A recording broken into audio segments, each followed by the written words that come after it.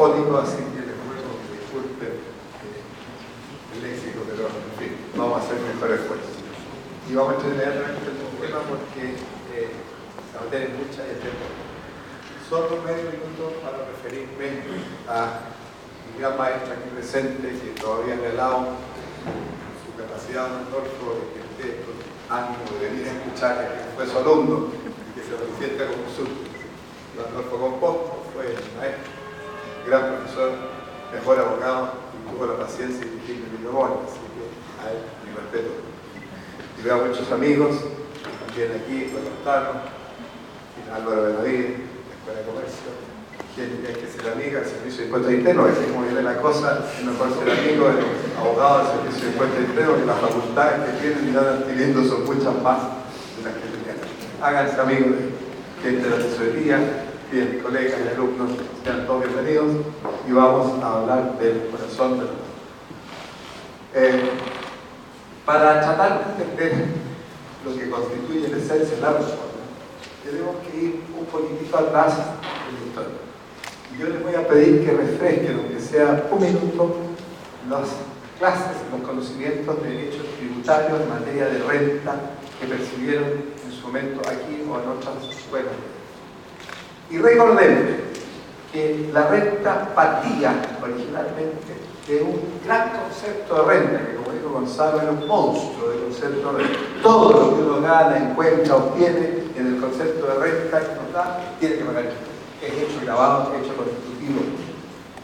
Para limitar este monstruo, el propio legislador de la época creó una serie de ingresos no constitutivos de renta, que eran incrementos, incorporación física, el patrimonio de activos de una persona, pero que dejaba al margen de toda tributación por diversas razones. Eran 30, 29 números originalmente y eso 32. Después venía la renta de primera categoría.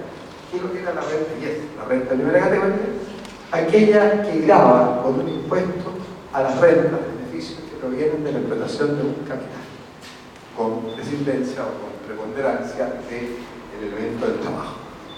Es la renta que se aplica hasta el día de hoy a las actividades empresariales, a las empresas, la renta que genera el capital.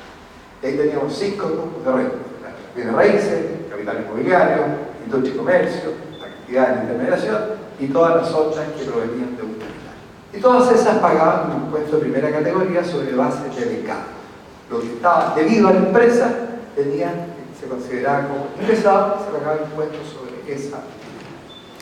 Continuaba la ley con la segunda categoría, que grababa el impuesto, tenía como fuente o origen el trabajo, con preponderancia sobre el capital.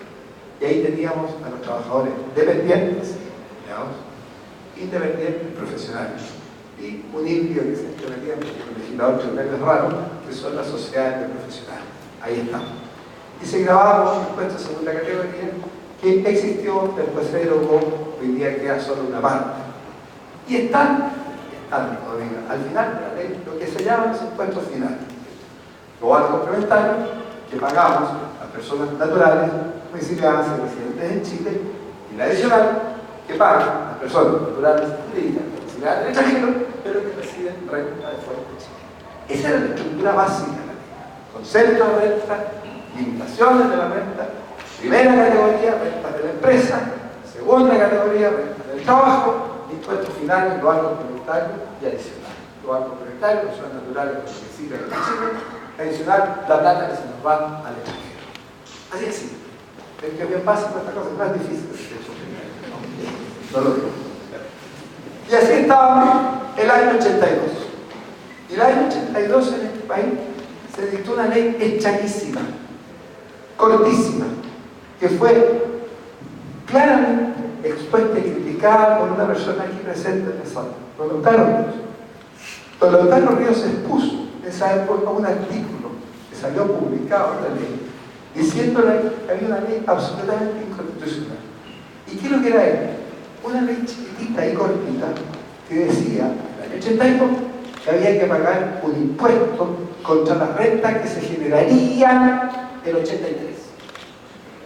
Y en base a ese artículo, que fue muy difundido por don Lautaro, él fue el autor, se lo difundió después, ese impuesto no se pagó nunca. ¿Pero por qué? Y aquí entramos. Hay que hacer algo de historias. ¿Qué pasaba en Chile en esa época? El país está quebrado, en términos, perdón.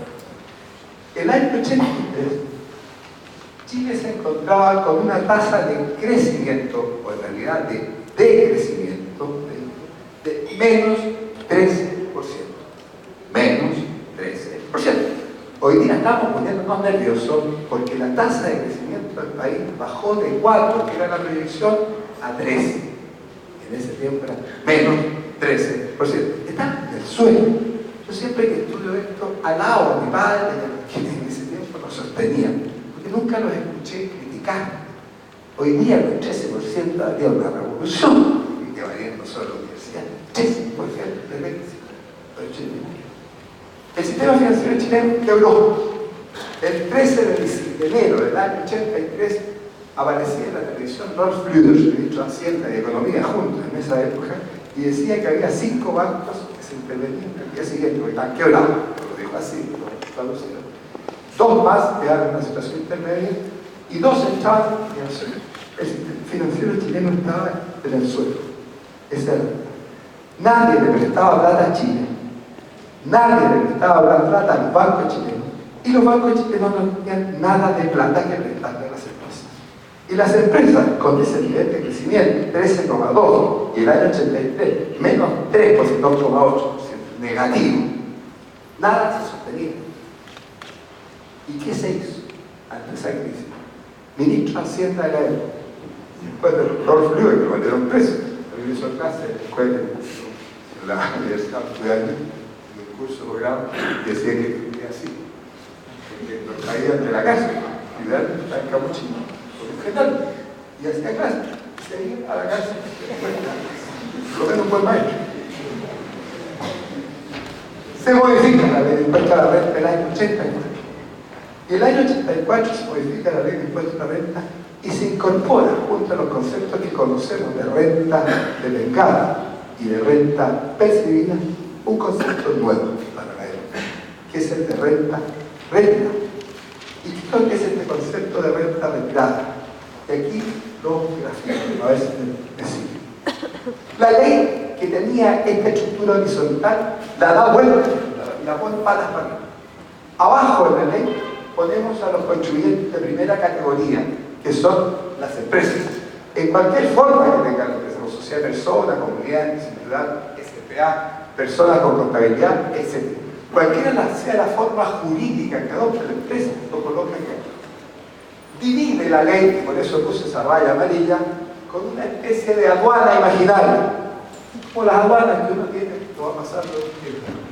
Y sobre esa línea imaginaria coloca a los contribuyentes finales de la ley, los contribuyentes de global complementario e impuestos adicionales.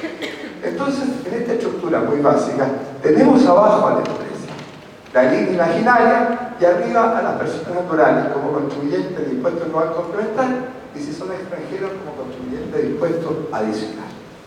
Y así, como digo, colocas patas hacia arriba la línea.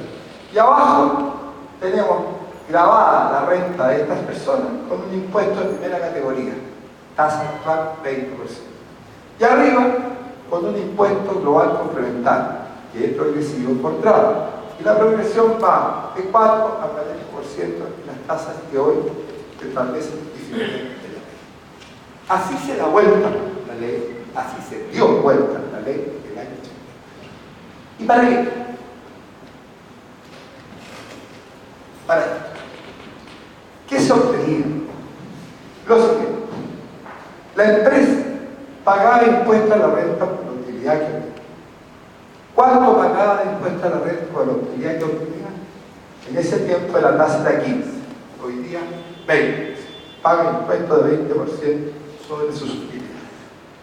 Y arriba tenemos a las personas que pagan impuesto adicional antes, lo puse aquí para que no se nos olvide porque la memoria es muy mala. La tasa global complementaria llegó de 5 a 58%. La tasa superior fue 58%, 60%. De cada 100 pesos, 60 partidos, en términos prácticos, en las tasas superiores. Hoy día el 40 molesta bastante, pero recordemos que llegamos hasta esas tasas. Yo pagué del banco. Tan viejo no soy. Entonces, existieron estas tasas y sufrimos esas tasas. Y así estamos. Y aquí viene lo importante. Se integró el sistema. Estos impuestos que antes eran independientes, de alguna manera se vincularon.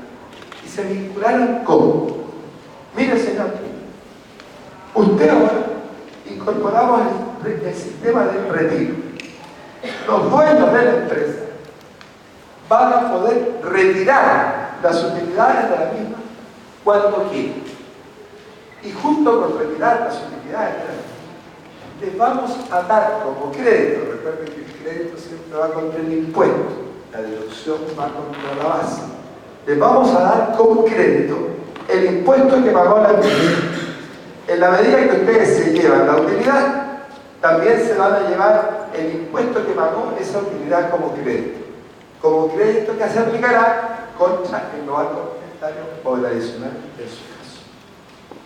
Esto es lo que se llamó el régimen de retiro, con un sistema de integración, porque el crédito se imputa al global complementario o al impuesto adicional.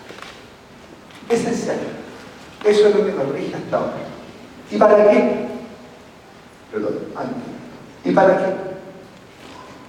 Porque fíjense, ¿cuál era el mensaje que había detrás de esto? Que lo vamos a ver en la transmisión. Acá vamos a pagar un impuesto que antes era 15.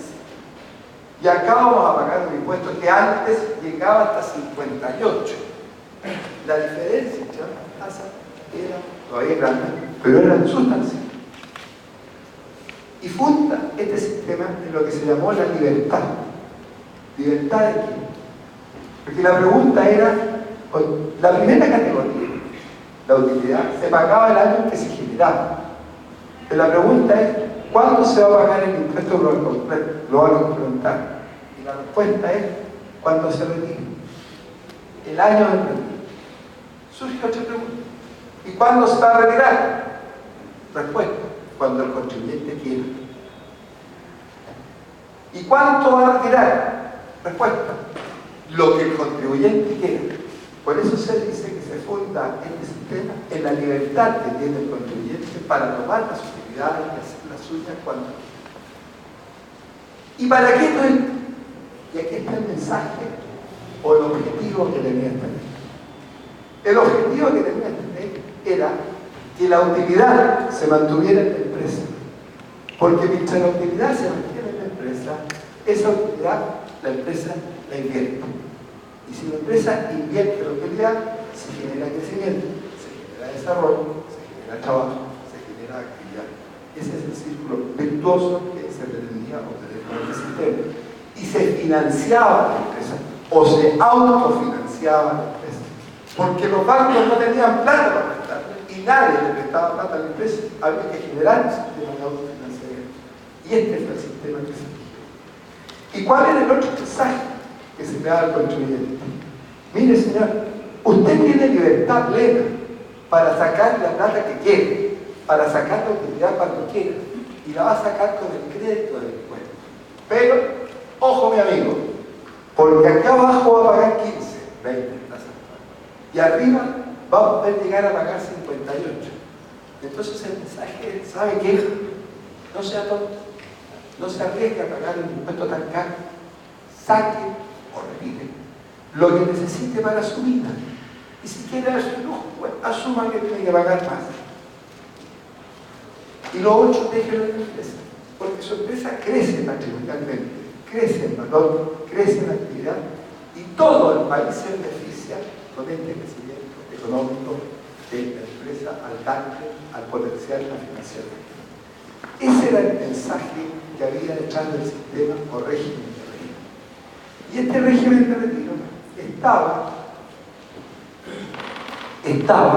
determinado, o el funcionamiento del mismo se hacía mediante una herramienta que se estableció también en la ley de aquella época. Porque teníamos que saber dónde estaba la utilidad que se iba a retirar, cuánto era la utilidad que se iba a retirar y cuánto de esa utilidad se retiraba. Entonces, para determinar esas situación, cuándo se retira, con qué impuesto, con qué crédito me la llevo al complementario. Se creó una herramienta. Y esa herramienta de control es el nunca bien ponderado FUT, Fondo de Utilidades Mutables. ¿Qué es un libro? Aquí un libro es un registro. Y esto es lo que le ha dado el nombre. En realidad el nombre técnico es un régimen de retiro, así se llama técnicamente. Eso es lo que se está sustituyendo ahora, el régimen de retiro. Se le denomina FUT, pero el FUT en esencia es un libro, es un termómetro, es una cosa que sirve para medir. ¿Y qué contiene el FUT? ¿O qué es lo esencial del FUT? ¿Qué se registra? Tres cosas. Se va registrando la utilidad que la empresa tiene cada año. Si el año 2009 tuvo 100 de utilidad, ese año era 17%, se registra el impuesto que pagó esa utilidad. El año 2010 tuvo 100 de utilidad, el impuesto era 20, se registra el impuesto que pagó esa utilidad. Y así sucesivamente, 200, el 20%, el año 2012, 150, el 20% se registra. Y si hay otros ingresos que obtiene la empresa, porque recuerden, hay ingresos no constitutivos de renta, de hecho más que no voy a echar a detallar, si hay otros ingresos que constituyen renta, este libro también lo registra en una sección especial que denomina FUT, Fondo de Utilidades No Mutables. Y ese es el FUT, es que sí, tuvieron miedo. El FUT muy simple y se entiende básicamente. ¿Y cómo funciona? Cada vez que el contribuyente que está aquí arriba, ahí está la línea amarilla, quiere sacar utilidades, tiene que comenzar por las más antiguas, saca la utilidad, se la lleva y se lleva el impuesto como crédito global complementario. Y así se va vaciando. ¿Y cómo se llena? Cada vez que la empresa obtiene utilidad, se va incorporando la utilidad y se va incorporando el impuesto que corresponde a esa utilidad. Esto que es fácil de explicarlo es complejísimo y básico. Muy complejo de llegar. Y nos costó años entender adecuarnos a ese sistema. Este es el sistema que hoy día se termina. De esto es lo que nos tenemos que olvidar, porque ya no hay más. Ya no hay más régimen de retiro. Porque lo que viene ahora es terrible.